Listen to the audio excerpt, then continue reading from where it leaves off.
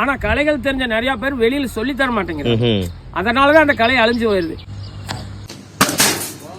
வேலு நாச்சியார்னு சொல்லி ஒரு ராணி, அவங்க படையில இருந்த தளபதிங்க 2 பேரு, சின்ன மருது பெரிய மருதுன்னு. அவங்க யூஸ் பண்ணனா ஒரு கருவி தான் வளரி கருவி. കറക്റ്റ് ആയിട്ട് പിടിച്ചില്ലെങ്കിൽ കൈ മുറിഞ്ഞു പോകും എന്നാണ് പറഞ്ഞിട്ടുള്ളത്.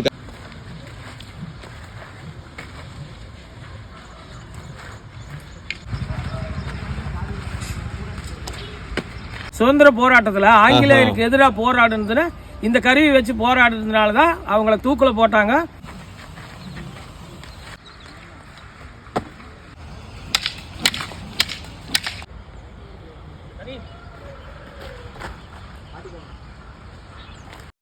നമസ്കാരം, ഞാൻ നിങ്ങളുടെ സ്വന്തം മല്ലു മെഗലൻ. ഓസ്ട്രേലിയയിലെ ആദിവാസികൾ വേട്ടയാടുന്നതിന് വേണ്ടി ഉപയോഗിക്കുന്ന ബൂമറാങ് എന്ന് പറയുന്ന ആയുധത്തെക്കുറിച്ച് നമ്മളൊക്കെ കേട്ടിട്ടുണ്ടാവും. ലക്ഷ്യം സാധിച്ചുകൊണ്ട് പ്രയോഗിച്ച ആളിന്റെ കൈകളിൽ തന്നെ തിരിച്ചെത്തുന്ന ബൂമറാങ് എന്നും നമുക്കൊക്കെ ഒരു അത്ഭുതമാണ്. ഈ ബൂമറാങ് കൃത്യമായി ഉപയോഗിക്കാൻ അറിവുള്ള ആളുകൾ ഇന്ന് ലോകത്ത് തന്നെ വളരെ കുറച്ചേ ഉള്ളൂ. ബൂമറാങ് മുതൽ നമ്മളൊക്കെ കഥകളിൽ മാത്രം കേട്ടിട്ടുള്ള മഹാവിഷ്ണുവിന്റെ കയ്യിൽ ഉണ്ടെന്ന് പറയുന്ന സുദർശന ചക്രം വരെ കൃത്യമായി ഉപയോഗിച്ച് നമ്മളെയൊക്കെ അത്ഭുതപ്പെടുത്താൻ കഴിയുന്ന ഒരാളെ കാണാൻ വേണ്ടിയാണ് നമ്മൾ ഇന്ന് പോകുന്നത്. ലോകത്ത് തന്നെ അത്യപൂർവമായ ഈ കഴിവുകൾ തേടി നാഷണൽ ജോഗ്രഫിക് ചാനൽ പോലും തമിഴ്നാട്ടിലേക്ക് വന്നിട്ടുണ്ട് എന്നുള്ളതാണ് ഏറ്റവും വലിയ അതിശയം. തന്റെ കുട്ടിക്കാലത്ത് ആയോധന കലകൾ പഠിക്കാനുള്ള അതിയായ അഭിനിവേശം കാരണം ശ്രീലങ്കയിലേക്ക് വരെ ഗുരുവിനെ തേടി പോയ ഒരു മഹത് വ്യക്തി. അദ്ദേഹത്തെയും അദ്ദേഹത്തിന്റെ അസാധാരണമായ കഴിവുകളെയും നമുക്ക് വിശദമായി പരിചയപ്പെടാം. മാസ്റ്ററിന്റെ പേരൊന്ന് പറഞ്ഞോളൂ. என்னோட பேர் காமராஜ். കാമരാജ്. ഈ സ്ഥലം ഏതാണ്? ഈ സ്ഥലം ஈரோடு ராசாம்பாளையம் பக்கத்தால SSP നഗർ அப்படிங்கிற ஒரு இடம் அது. SSP നഗർ അല്ലേ? നമ്മളൊക്കെ അത്ഭുതപ്പെടുത്തിയിട്ടുള്ള ഈ ഒരു സ്കില്ലുകളൊക്കെ എങ്ങനെയാണ് മാസ്റ്റർക്ക് നേടിയെടുക്കാൻ കഴിഞ്ഞത്? എത്ര വർഷത്തെ പ്രാക്ടീസ് ആണ് ശരിക്കും? நான் சிறு வயது முதலே பாத்தீங்கன்னா 5 வருஷத்துல இருந்து நான் இதை கத்துருக்கிறேன். இப்ப சொல்லி தரது இப்ப நாங்க ஒரு 15-20 வருஷமா சொல்லி தரோம். குட்டிகளுக்கு படிப்பிச்சு கொடுക്കുന്നത്. குட்டிகளுக்கு 3 வயசு குட்டிங்கள்ல இருந்து எல்லாத்துக்குமே நாங்க சொல்லி கொடுத்துட்டு இருக்கோம். அந்த குழந்தைங்களை இங்கிட்டு கொண்டு வந்து அது அம்மா அப்பான்னு பேச ஆரம்பிச்சிட்டாவே போதும். ஒரு 10 நாளைக்கு அப்படி இப்படி விளையாடுவாங்க. அதுக்கு மேல நாங்க சொல்றதை கேட்க ஆரம்பிச்சிருவாங்க. அவங்க கிட்ட நான் உங்களுக்கு மிட்டாய் வாங்கி தரேன், செய்யி சாக்லேட் வாங்கி தரேன்னு சொல்லி இந்த கலைக்கு அவங்களை கொண்டு வந்துடும். பாத்தீங்கன்னா 2 மாசத்துல விளையாடுற அளவுக்கு அவங்க தயாராயிருவாங்க. இப்ப நான் கத்துக்கிட்டதை கேக்குறீங்க. நான் சின்ன வயசுல பாத்தீங்கன்னா ராமகிருஷ்ண மடம்னு சொல்லுவாங்க, அங்க இருந்த நிறைய கலைகளை எல்லாம் கத்து அங்கேயும் கொடுத்தாங்க. அந்த வயசுல அங்க ஒரு 5 வருஷம் 6 வருஷம் இருந்து அப்புறம் பாத்தீங்கன்னா இலங்கை போயிருந்தேன். இந்த தற்காப்பு கலைகள் கத்துக்கன்னா எனக்கு அப்போ ஒரு வெறி. இலங்கைன்னா ஸ்ரீலங்கா. இந்த ஆயோதன கலைகள் எல்லாம் படிக்கிறதுக்கு அங்கேயும் போயாச்சா? அங்கேயும் ஒரு சில மாஸ்டர்கள் இருக்கிறாங்க, அவங்களை தேடி நாங்க போவோம். அங்க போயிருந்தோம், மேற்கு வங்கம் போயிருந்தோம், அப்புறம் மயிலாப்பூர்ல கொஞ்ச நாள் இருந்தோம். எல்லா பக்கம் எங்க மாஸ்டர் இருக்கிறாங்களோ ஒவ்வொரு கலைகளை தேடி தேடி நான் எல்லா பக்கம் என்ன தேடி எப்படி நீங்க இப்ப வந்தீங்களோ அந்த மாதிரி நான் கத்துக்கிறதுக்கோசரம் எல்லா பக்கமும் ஏகப்பட்ட மாஸ்டர் கிட்ட நான் கத்துருக்கிறேன். இப்ப களரி கேரளா, இது பேர் வளரி அப்படின்னு சொல்லுவாங்க. இது நம்ம தமிழ்நாட்டு மன்னர்கள்னு சொல்லி பாத்தீங்கன்னா சிவகங்கை சேமையாண்ட வேலு நாச்சியார்னு சொல்லி ஒரு ராணி, அவங்க படையில இருந்த தளபதிங்க 2 பேரு, சின்ன மருது பெரிய மருதுன்னு. அவங்க யூஸ் பண்ணனா ஒரு கருவி தான் வளரி கருவி. நம்ம முன்னோர்கள் காலத்துல இருந்தது. ஆனா இவங்க தான் இதை ஆங்கிலேயருக்கு எதிராக நம்ம சுதந்திர போராட்டத்துல ஆங்கிலேயருக்கு எதிராக போராடுனதுன்னு இந்த கருவி வச்சு போராடுறதுனாலதான் அவங்கள தூக்குல போட்டாங்க. இந்த கருவியை இல்லாத அளவுக்கு பண்ணிட்டாங்க. இந்த கருவி வச்சிருக்கிறவங்கள நாட்டை விட்டு நாடு கடத்திட்டாங்க. அவ்வளோ இந்த இங்கிலீஷ்காரங்களுக்கு எதிரா அவங்க ஃபைட் பண்ணியாச்சுல. ஆமாங்க. அப்போ அந்த ராணி பாண்டிய ராஜவம்சம், வேலு நாச்சியார் அப்படின்னு சொல்லி ஒரு சிவகங்கை அப்படிங்கிற இன்னும் அவங்க அரண்மனை இருக்குது. அவங்க அரண்மனையில இந்த வளரி அப்படிங்கிற ஒரு ஆயுதத்தை இன்னும் பொக்கிஷமா பாதுகாத்து வச்சிருக்காங்க. ஓ அப்படியா? ஆமாங்க. ஓ அப்போ அதுதான் இப்போ உங்ககிட்ட இருக்குது, நியூ ஜெனரேஷனுக்கு நீங்களே சொல்லி கொடுக்குது. நான் இப்ப விளையாட்டா சொல்லி கொடுக்குறேன். அப்ப ஆபத்தான ஆயுதமா போர் பயிற்சியா கொடுத்தாங்க. எப்படி இப்ப வில் அம்பு நாம ஒரு விளையாட்டா சொல்லி தரமோ அந்த மாதிரி இப்ப நான் வளரிய விளையாட்டா சொல்லித்தரேன், மேல விட்டு பிடிக்கிற மாதிரி சொல்லித்தரேன். ஆனா இது ஆளை அடிக்கிறதுக்கு நாம சொல்லித்தரல, ஒரு விளையாட்டா கொண்டு வந்துட்டு இருக்கோம். உங்க கேரளாவில களரி மாதிரி இங்க சிலம்பம், குத்து வரிசை, அடி வரிசை, பிடி வரிசை அப்படின்னு இந்த கலைகள், வாழ்வீச்சு, குறுவாள், பெரியவாள்னு சொல்லுவாங்க. இதெல்லாம் பூரா கத்துக்கிட்ட பிற்பாடு கடைசியா வளரி அவங்களுக்கு சொல்லி தருவோம். குறைச்சல் நாள் கத்துக்கிறோமா அவ்வளவு குறைச்ச நாள் மறந்து போயிரும். நீண்ட நாள் கத்துக்கிட்டாதான் நம்ம மனசுல அது நிக்கும். அதனால அதிக நாள் கத்துக்கிட்டாதான் ஒரு தன்னடக்கம், நமக்கு ஒரு ஆயுதம் தெரியுது, நம்ம ஒருத்தனை தாக்கணும் அப்படின்னு சொல்லி நமக்கு அந்த நினைப்பே வராது. தற்பாதுகாப்பு கவசம் மட்டும்தான் யூஸ் பண்ணுவான். அதிக நாள் கத்துக்கிட்டவங்க நெல்ல அவங்க அந்த போக்கஸ்ல இருக்கிறவங்களுக்கு அது சரியா படும். கொஞ்ச நாள் கத்துக்கிட்டவங்க யாரை பார்த்தாலும் அடிக்கிறது இது பண்ண இந்த மாதிரி போயிருவாங்க. அவங்களுக்கு கலைகள் நிக்காது. சூரிய உதயத்துக்கு முந்தைய எந்திரிச்சுன்னா 6 மணிக்கு கிரவுண்டுக்கு வந்துடணும். 7 மணிக்கு கிளாஸ் எல்லாம் எல்லா குழந்தைகளையும் பார்த்துட்டு இது பண்ணிருந்தோம். அவங்களுக்கு கத்து கொடுத்ததும் இதே மாதிரி தான். ஆனா பூமியில காலில் மண்ணு பட்டா தான் அதுல இருக்கிற மினரல்ஸ் வந்து நமக்கு உடம்புக்கு சரியாகும். இப்ப இருக்கிற ராயல் ஃபேமிலி எல்லாம் குழந்தைங்க காலில் மண்ணு போடக்கூடாது, பண்ண செப்டிக் ஆயிரும் அப்படிங்கிறாங்க. குழந்தைங்களை மண்ணுல விளையாட விடணும். முதல்ல மண்ணு தான் நமக்கு பவர். இப்போ இந்த பூமராங் மாதிரி இருக்குது வளரி இல்லையா, ரேரா இருக்கு. இப்போ ரொம்ப ரேரா இருக்கு. நிறைய பேர் பண்றாங்க. ஆனா கலைகள் தெரிஞ்ச நிறைய பேர் வெளியில சொல்லி தர மாட்டேங்கிறாங்க. அதனாலதான் அந்த கலை அழிஞ்சு போயிருது. ஆனா நான் மரத்துல இரும்புலையும் செஞ்சு இதை வந்து மத்தவங்களுக்கு நான் சொல்லி கொடுத்துட்டு இந்த கலைக்கு இது காப்பாத்திக்கிட்டு இருக்கேன். எனக்கு இலங்கையில இருந்து வந்த ஒருத்தர் தான் சொல்லி கொடுத்தாங்க. அப்ப இலங்கையில பெரிய போர் நடந்துட்டப்ப இங்க அகதிகளா வந்தாங்க. அவங்க சொல்லி கொடுத்தாங்க. எனக்கு நான் இந்த கலைகளை சிறந்து விளக்கறத பார்த்துட்டு எனக்கு செய்யறதையும் சொல்லி கொடுத்தாரு. ஆனா அவர் வச்சிருந்தது மெட்டல்ல வச்சிருந்தாரு, பிளேடு மாதிரி. அவர் வச்சிருந்தா அதை விட்டு பிடிச்சாரு. அதை நம்மளால பிடிக்க முடியாதுங்க. ஏன்னா ட்ரைனிங் அவருக்கு இருந்ததுங்க. நான் எப்படி செய்யறது எப்படி விடுறதுங்கிறத எனக்கு அவர் சொல்லி கொடுத்துட்டு போனாரு. அதை வச்சு நான் மறுபடியும் கொஞ்சம் சேர்த்து வேற ஒரு மாடல்கள்லாம் நான் போட ആരംഭിച്ചിட்டேன். സ്വന്തമായി ചെയ്തിട്ടല്ലേ நிறைய மாடல்ல போட ആരംഭിച്ചു. രാജ്യത്തിന്റെ പുറത്തു നിന്ന് എന്തെങ്കിലും അംഗീകാരങ്ങളോ കാര്യങ്ങളോ കിട്ടിയിട്ടുണ്ടോ മാസ്റ്ററിന് ഇതുവരെ? இப்ப கூட பாத்தீங்கன்னா திமோர் அப்படிங்கிற ஒரு நாட்டுல இருந்து வந்த vice prime minister, deputy prime minister ஒரு சாதனையாளர் அவார்டு எனக்கு கூப்பிட்டு கொடுத்து கௌரவிச்சு எனக்கு ஒரு இது கொடுத்துட்டு போயிருக்காரு. நீங்க நம்ம நாட்டுக்கு வாங்க, உங்களுக்கு அங்கேயும் நீங்க வந்து பிராக்டிஸ் கொடுங்க அப்படின்னு சொல்லி நம்மள கூப்பிட்டு போயிருக்காரு. இந்த மாதிரி கலைகள் வெளிநாட்டுக்கு போறப்ப அவங்களும் நம்மள கூப்பிடுறாங்க. அது வந்து எனக்கு ஒரு பெருமையா இருக்குது. எல்லா பக்கம் கிடைச்சிட்டு இருக்கு. தமிழ்நாடு கவர்மெண்ட்ல இருந்து கிடைச்சதுங்க. தமிழ்நாடு கவர்மெண்ட்ல இருந்து கிடைச்சது. எனக்கு பார்த்தா இப்ப கலை பண்பாட்டுத்துறை மூலம் எனக்கு ஒரு ஐடி கார்டும் கொடுத்துருக்காங்க. கார்டு கொடுத்துருக்காங்க. நாங்க எங்க வேணாலும் அந்த ஐடி கார்டை காட்டிட்டு பஸ்ல போறது, எங்களோட பொருட்களை கொண்டு போறது, நாங்க ஒரு நிகழ்ச்சி நடத்துறது, எங்களுக்கு எல்லாமே கவர்மெண்ட்ல ஃப்ரீயாவே பண்ணி கொடுக்குறாங்க. ஐடி கார்டு தமிழ்நாடு கவர்மெண்ட் எங்களுக்கு கொடுத்து கலைஞர்களுக்கான அவார்டு இது கொடுத்திருக்காங்க. ഇപ്പോ വിദേശത്ത് നിന്ന് ഏതോ ഒരു ചാനൽ വന്നിരുന്നു എന്നൊക്കെ കേട്ടല്ലോ, അതെന്തായിരുന്നു? நேஷனல் ஜியோகிராபிக் சேனல் அதுல இருந்து வந்து எடுத்துட்டு போயிருக்காங்க. அது கூடி சீக்கிரம் டெலிகாஸ்ட் பண்றேன்னு சொல்லியிருக்காங்க. அது நமக்கு ஒரு பெருமை தானுங்க. ഓക്കെ മാസ്റ്റർ, അപ്പോ ഇനി മാസ്റ്ററിന്റെ കഴിവുകളും അതേപോലെ തന്നെ മാസ്റ്റർ ട്രെയിനിങ് കൊടുത്തിട്ടുള്ള കുട്ടികളുടെ ഒക്കെ കഴിവുകൾ നമുക്കൊന്ന് കാണാം അല്ലേ?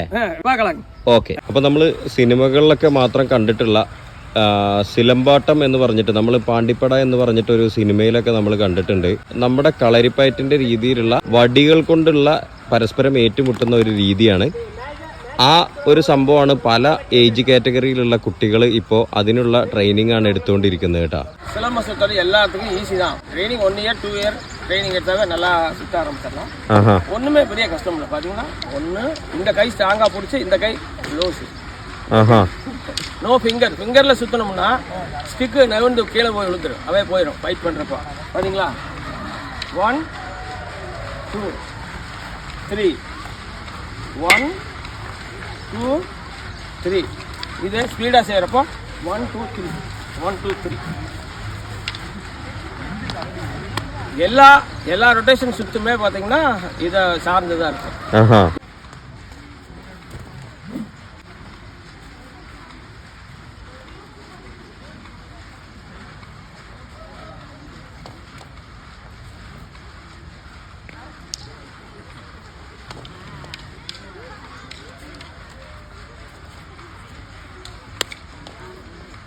വാവ്, 3 വയസ്സുള്ള കുട്ടികൾക്ക് വരെ അതായത് ഈ ഒരു കളരിപ്പയറ്റ് പഠിപ്പിച്ചു കൊടുക്കാം എന്നാണ് പറയുന്നത് കേട്ടാ. ഇപ്പൊ ഒരാളെ വിളിച്ച് കാണിച്ചു തരാണ്. இவன் வந்து 3 வயசு தான். வந்து 2 months ஆகுது. ഓ அப்படியா? கண்ணு நீ சுத்தி பார்க்கலாம், உனக்கு தெரிஞ்ச சுத்தி பார்க்கலாம். കണ്ടില്ലേ, 3 വയസ്സായിട്ടുള്ള ഒരു കുട്ടിയാണ്. 2 മാസമായിട്ട് ഇവിടുത്തെ പ്രാക്ടീസ് ചെയ്യുന്നുണ്ട്. ആ കുട്ടി കണ്ടില്ലേ, ആ കുട്ടി ചെയ്യുന്നതാണ് ഇപ്പൊ കാണുന്നത് കേട്ടാ. വെറും 3 വയസ്സുള്ള കുട്ടിയാണ് ഇപ്പൊ ഈ വടി കൊണ്ടുള്ള പയറ്റ് കാണിക്കുന്നത് കേട്ടാ. சூப்பர்.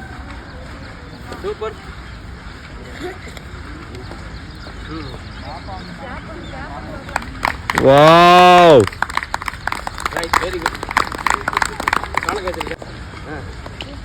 ஒரு 2 மந்த்க்கு முன்னாடி சிலிகுரியில நடந்துச்சு, வெஸ்ட் பெங்கால்ல. அதுல சிலம்பத்துல ஃபர்ஸ்ட் பிரைஸ் எடுத்துருக்கேன். நேஷனலா? நேஷனல். ஓ, நேஷனல் சாம்பியன். ஓ, கிரேட். போலாமா?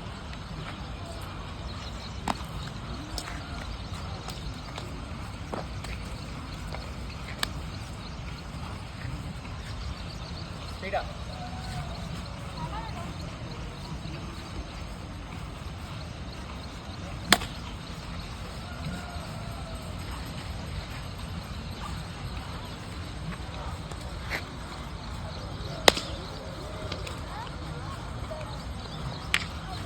கேமரா பார்த்து பாருங்க.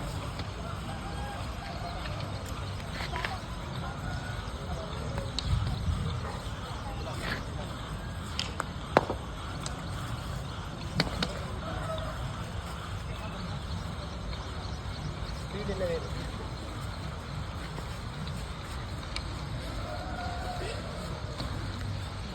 கேமரா பார்த்து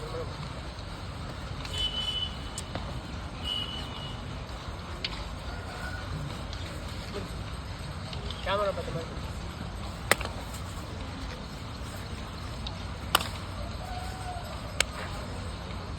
6th ஸ்டாண்டர்ட் படிக்கிறாங்கண்ணா. 6வது படிக்கிறாங்க. வயசு 12 வயசு ஆகுது. சின்ன பையன் 4 வயசுல இருந்தே விளையாட வந்துட்டா. ஓ அப்படியா? ஃபைட் பண்ணுவா பாருங்க. ஆஹா, கிராண்ட் மாஸ்டர் கூட ஃபைட் பண்ண போறா? ஓகே. சூப்பரா விளையாடுவா.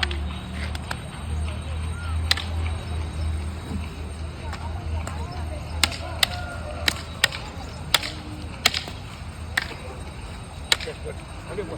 கை கொடு. கண்ணு மேடம். கண்ணு மேடம். அடி வேகமா அடிக்கணும்.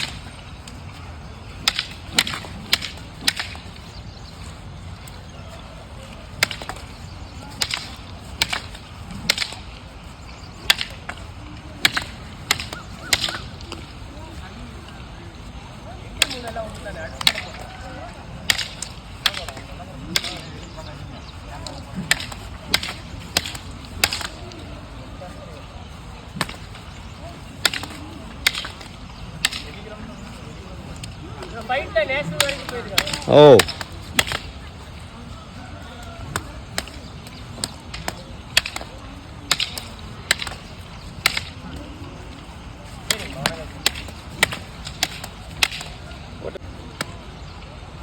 ഗ്രാൻഡ് മാസ്റ്ററിന്റെ മകനായിട്ടുള്ള ശിവരാജ് എന്ന് പറയുന്ന മാസ്റ്ററുടെ ട്രെയിനിങ് ആണ് ഇപ്പോൾ നമ്മൾ കണ്ടുകൊണ്ടിരുന്നത്. അദ്ദേഹം തന്നെ നമുക്ക് വേണ്ടിയിട്ട് ഒരു സെഷൻ കാണിച്ചു തരാമെന്ന് പറഞ്ഞിരിക്കുകയാണ് കേട്ടോ.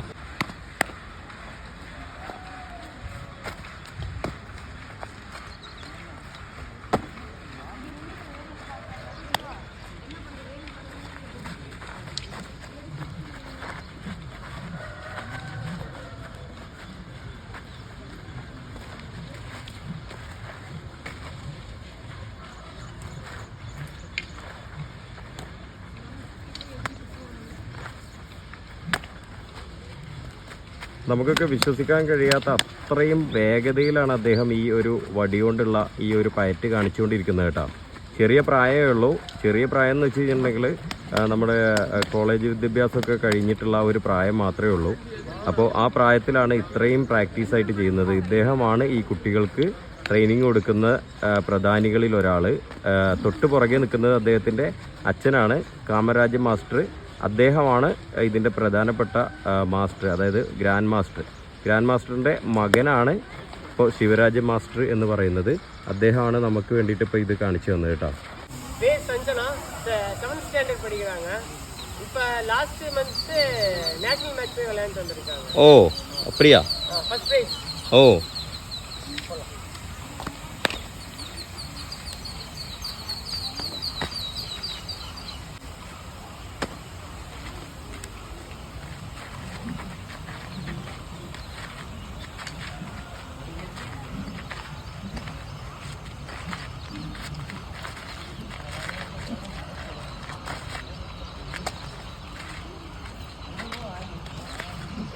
ரொம்ப நேரம்லாம் போடாது.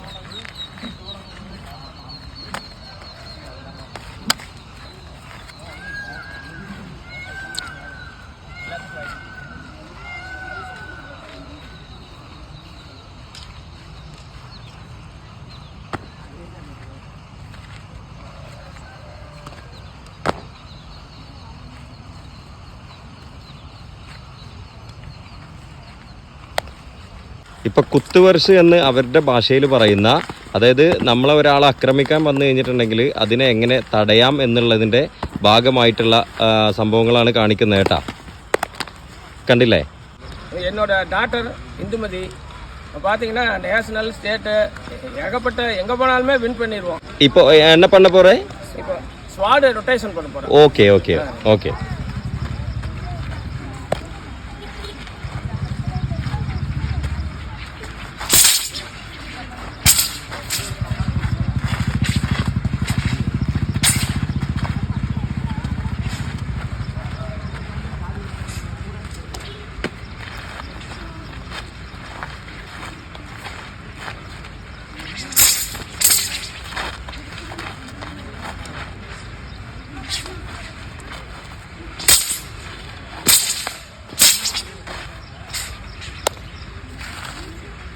വാവ്.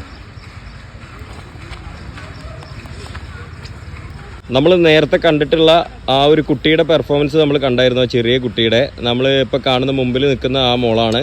ആ മോളുടെ അച്ഛനാണ് പുറകിലുള്ളത് കേട്ടോ. അപ്പോൾ രണ്ടുപേരും ഇതിൻ്റെ ട്രെയിനിങ് എടുക്കുന്നുണ്ട്. അപ്പോൾ രണ്ടുപേരും ഒരുമിച്ചുള്ളൊരു ട്രെയിനിങ് ആണ് നമ്മൾ കാണുന്നത്, അല്ലെങ്കിൽ അവരുടെ കഴിവാണ് കാണുന്നത് കേട്ടോ. കണ്ടില്ലേ, സെൽഫ് ഡിഫെൻസിന് വേണ്ടിയിട്ട് ഇങ്ങനെയുള്ള സംഭവം നമ്മൾ വീട്ടിലുള്ള എല്ലാവരും തന്നെ പഠിച്ചിരിക്കുന്നത് നല്ലതാണ്. ഇത് ഒരു അച്ഛനും മകളുമാണ് ഇപ്പോൾ നമ്മുടെ മുമ്പിൽ പെർഫോം ചെയ്തുകൊണ്ടിരിക്കുന്നത് കേട്ടോ. എത്ര ഭംഗിയായിട്ട് അവർ ചെയ്യുന്നത് കണ്ടില്ലേ. ഇനി മാസ്റ്റർ എന്നെ பண்ண போறேன். இது வளரி. வளரி அப்படின்னா பூமராங் மாதிரி, ஆனால் வந்து வளரி பூமராங் வந்து பிளாஸ்டிக்கில் போடுறது. இது வளரி வந்து இரும்பும் மரமும் கலந்து போடுறது. அதாவது வெயிட் ரொம்ப கம்மியாக இருக்கும், எடை குறைவாக இருக்கும். இதனோட தன்மைகள், இந்த வளரிகளோட தன்மைகள் என்னன்னு பார்த்தீங்கன்னா, இது முன்னோர்கள் போர்க்களத்தில் பயன்படுத்தின ஆயுதமாக பயன்படுத்தணும். இந்த வளரியை நாம் விட்டோம்னா போய் எதிரியை தாக்குவோம். அப்படி தாக்காத பட்சத்துக்கு திரும்பி நம்ம கையிலேயே வந்துடும். ஓ அப்படியா? ஆமா. ஏன்னா அப்பெல்லாம் பாத்தீங்கன்னா துப்பாக்கி வச்சிருந்தாங்க. அந்த துப்பாக்கியில ஒரு தோட்டா போட்டு ஒரு காத்தா அடிக்க முடியும். ஆனா இது வளரிய எரிஞ்சா அவன் மேல பட்டா இந்த சைடு எல்லாம் பாத்தீங்கன்னா பிளேடு வச்சிருக்கும். பிளேடு ரொம்ப ஷார்ப்பானது. இதுல வந்து சைனட் மாதிரி அப்படிங்கிற கொடிய விஷம் தடவி இருக்கும். ஆள் மேல பட்டுதுன்னா அவங்க சைனட் விஷம் பாஞ்சு இறந்துருவாங்க. அப்படி படாத பட்சத்துல திரும்பி நம்ம கிட்டயே வரும். நாம கேடயத்தை வச்சு தடுத்து எடுத்து மறுபடியும் நாம யூஸ் பண்ணலாம். அதனால இந்த வெப்பன் வந்து வேஸ்ட் ஆகாது, மீண்டும் மீண்டும் தாக்கக்கூடிய ஒரு வெப்பன். முதல்ல இதெல்லாம் கத்துக்கணும் அப்படின்னா முதல்ல இந்த பேசிக் டைப் இது பழகணும். வளரியில வந்து ஏகப்பட்ட டிசைன்கள் இருக்குது. இப்ப நானும் குறைஞ்சபட்சம் ஒரு 30-40 டிசைன் போட்டிருக்கேன். உங்களை பார்வை கம்மியா வச்சிருக்கேன். இப்போ இதை நான் எப்படி ഇതിനോட செயல்பாடு அப்படின்னு വിട്ട് കാട്ടുறேன் பாருங்க. Okay okay okay master. അപ്പോൾ അദ്ദേഹം ഇതിന്റെ ബേസിക് ആയിട്ടുള്ള ഒരു മോഡൽ ചെയ്ത് കാണിക്കാൻ പോവാണ് കേട്ടോ. കാറ്റിന്റെ ദിശ നോക്കിയിട്ട് നമ്മൾ എറിയണം എന്നാണ് പറയുന്നത്. അദ്ദേഹം ഇത് ചെയ്യുന്നത് നമുക്ക് കാണാം. അപ്പോൾ വായുവിലൂടെ ഇപ്പോൾ ആ വളരി അല്ലെങ്കിൽ ബൂമറാങ് തിരിച്ച് വന്ന് അദ്ദേഹത്തിന്റെ കയ്യിൽ തന്നെ വന്നു കേട്ടോ. തിരിച്ച് കണ്ടില്ലേ.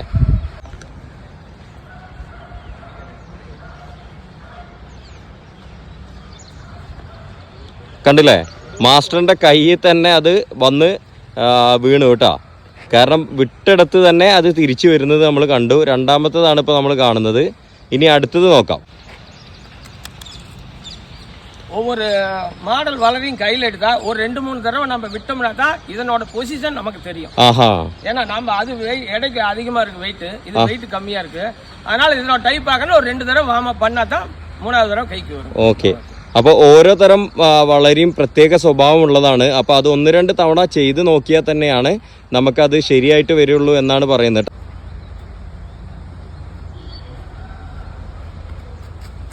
വാവ്, കണ്ടില്ലേ, കറങ്ങി തിരിച്ചത് അദ്ദേഹത്തിന്റെ കയ്യിൽ തന്നെ വന്നിട്ടാ. കറക്റ്റ്, വല്ലാത്തൊരു അതിശയം തന്നെയല്ലേ ഇത്. അടുത്തൊരു മോഡൽ ഡിസൈൻ. ഓക്കെ. இதே வீசி இருந்தா கண்டினியூவா இருக்கும். இது ஒரு 400 கிராம், அது ஒரு 200 கிராம் அப்படிங்கிறப்ப வெயிட் டிஃபரெண்ட் இருக்கப்போ கொஞ்சம் வார்ம் அப் பண்ணா தான் வரும். ஓ,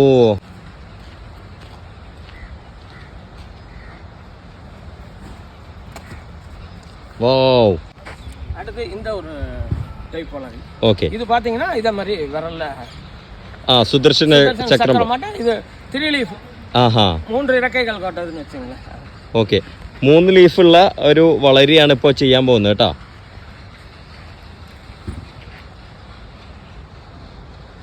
அடுத்து பாத்தீங்கன்னா இது கோடாலி. ஓகே. டபுள் ஆக்ஸ் அப்படின்னு சொல்லுவாங்க, இரட்டை கோடாலி. இத வந்து இப்போ கோடாലി അദ്ദേഹം എറിഞ്ഞിരിക്കുകയാണ്. കറക്റ്റ് അദ്ദേഹത്തിന്റെ കയ്യിലേക്ക് വന്നു കേട്ടോ. വാവ്.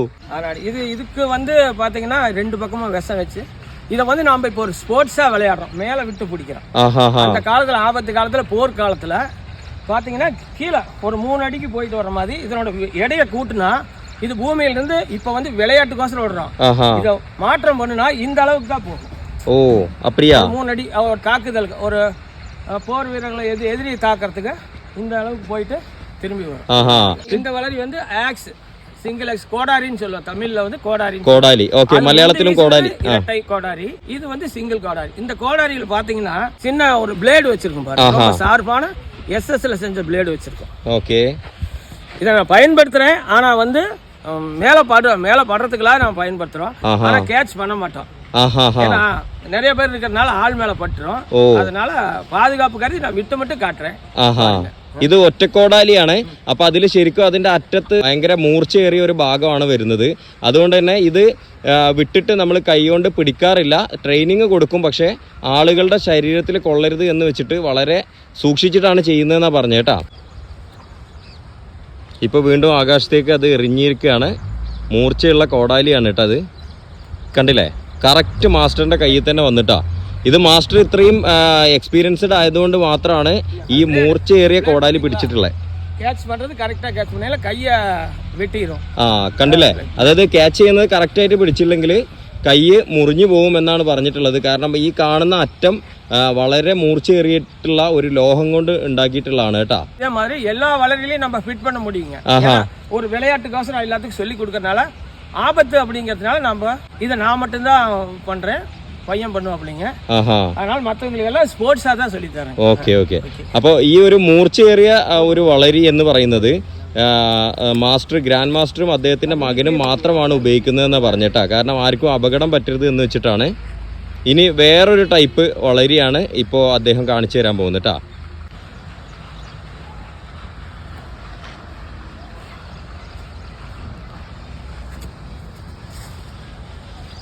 വാവ്, കണ്ടില്ലേ, സുദർശനചക്രം പോലെ തന്നെ. இது பாத்தீங்கன்னா 1/2 கிலோ இருக்கும், 500 கிராம். இது டேஞ்சர் தான். மெட்டல் வுட் எல்லாம் கலந்தது. மிக்ஸ். ஓகே. எத்தனை தடவை விழுந்தாலும் உடையாது, வலுவானது. பாருங்களேன், ഇത് സുദർശന ചക്രം சொல்லுவோம்ல, அந்த மாதிரி ഇത്. അത് ശരി. അപ്പോൾ നമ്മൾ മഹാവിഷ്ണുവിന്റെ ഒക്കെ കഥയിൽ കേട്ടിട്ടുള്ള സുദർശന ചക്രം. ക്യാച്ച് പിടിച്ചല്ല, വിരൽ വരുന്നനാല.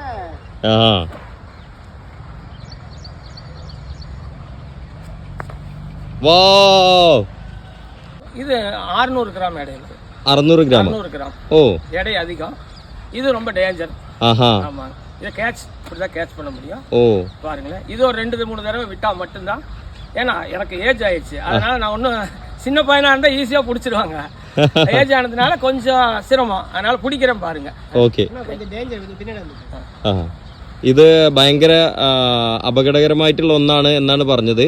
അപ്പൊ അതുകൊണ്ട് തന്നെ കയ്യിൽ സൂക്ഷിച്ചിട്ട് പിടിക്കുകയാണ് ചെയ്യട്ടാ. നമ്മളോട് മാറി നിൽക്കാനാണ് പറഞ്ഞത് അവര്. കണ്ടില്ലേ, മാസ്റ്റർ അത് കറക്റ്റായിട്ട് പിടിച്ചത് നമ്മൾ കണ്ടു. ഇപ്പൊ അത് ആകാശത്തിലൂടെ പറന്ന് വന്നിട്ട് അദ്ദേഹത്തിന്റെ അടുത്ത് തന്നെ വരികയാണ്. കണ്ടില്ലേ, ഗ്രേറ്റ്. இதனோட வேகம் ரொம்ப அதிகங்க. தவறி பிடிச்சோம்னா பட்டுச்சுன்னா முகத்தையெல்லாம் பூரா இழுச்சிடும்.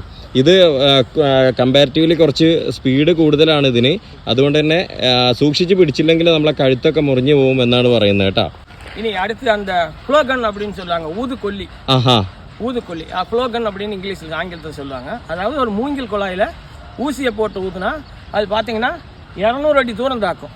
200 ஃபீட் தூரம் எதிரியே தாக்கும். அது பாத்தீங்கன்னா அதனோட முனையில ஊசி, அதுல வந்து விஷத்தை தடவி அடிச்சாங்கன்னா அது எதிரி மேல பாஞ்சாவோ இல்ல விலங்குகள் மேல பாஞ்சாவோ அது ஊசி உள்ள நின்றுக்கும். அது சைனட் மாதிரி இருக்கிற விஷம் அதனோட உடம்புல ஏறி எடுத்தா வராது, ஆப்ரேஷன் பண்ணி தான் எடுக்கணும்.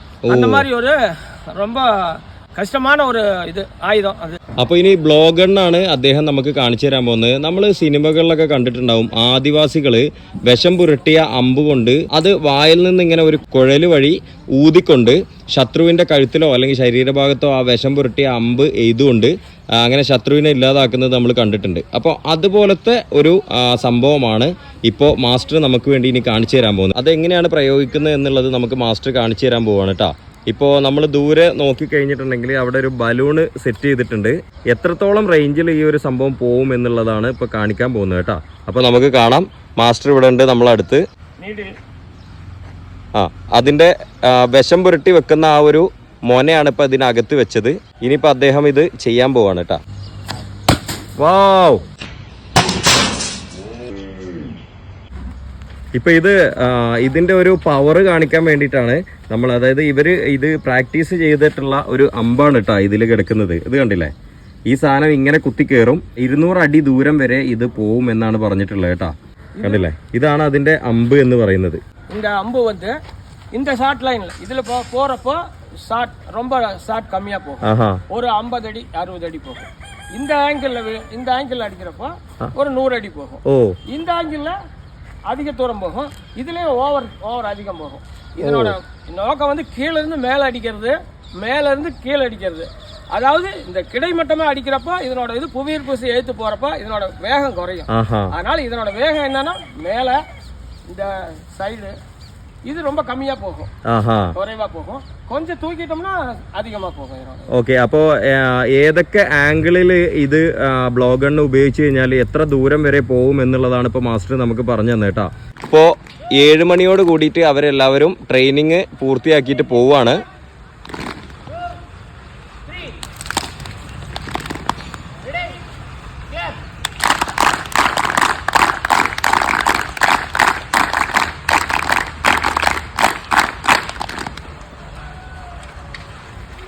അപ്പോൾ ഇങ്ങനെയാണ് അവർ ട്രെയിനിങ് പൂർത്തിയാക്കി പോകുന്നത് കേട്ടോ.